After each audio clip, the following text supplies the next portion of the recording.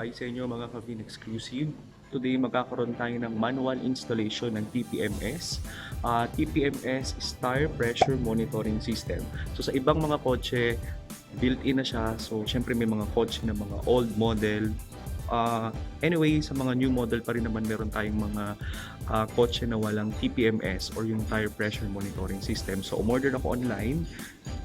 Tiningnan ko kung very efficient ba or somehow helpful sa ating mga drivers ang TPMS. So ito yung nilalagay natin sa gulong o ito yung nagme-measure sa gulong ng temperature at saka ng pressure. So ito yung in-order ko online. So this is TPMS, Tire Pressure Monitoring System. So meron siyang 6 functions.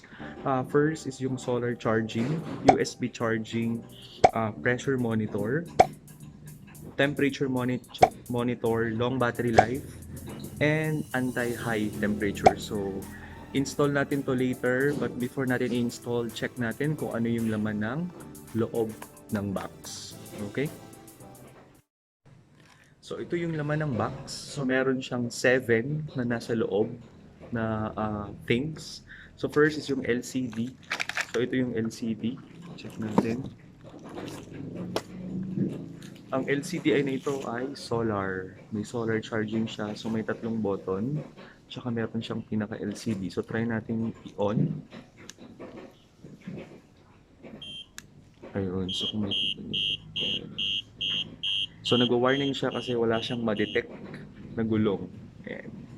So meron siyang front left, front right, left right, etc. and so on. So ayan siya.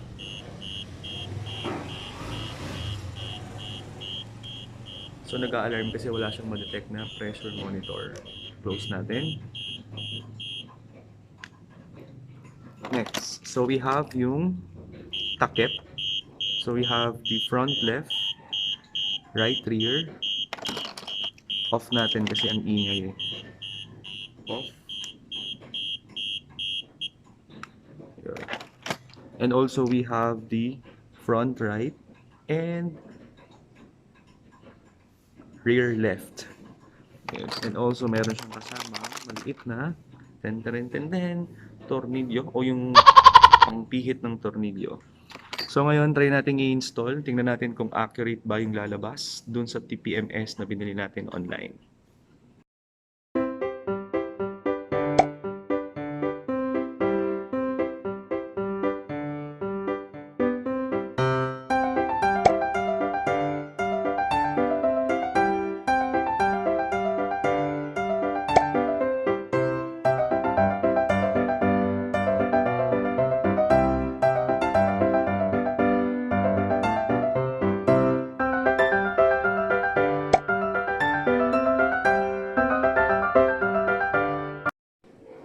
So dahil nakabit na natin yung 4 na knob sa gulong or sa mags, ngayon ilalagay na natin to sa pinakaloob ng kotse. So ayun, so dahil na-install na natin siya and then na-check natin kung talagang gumagana. So ito yung naikabit ko na siya sa loob ng kotse ko.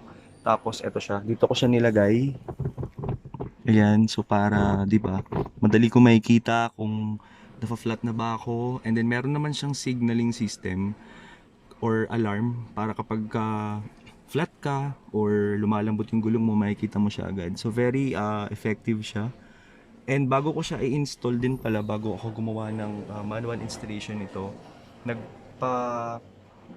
hangin na ako ng gulong para ma-check ko kung talaga bang totoo o accurate yung lalabas dun sa TPMS natin. So basically, accurate naman siya. So meron akong front pressure na 20-20 and then at the back we have 21 and 20. Ayan. So effective. So highly recommended ko siya para na rin sa security nating mga drivers. So kung sino man yung bibili nito, 2 thumbs up ako dito. So thank you guys for watching and sana nag-enjoy kayo. Please don't forget to click like, share, and subscribe. It's VinexclusiVe. Bye!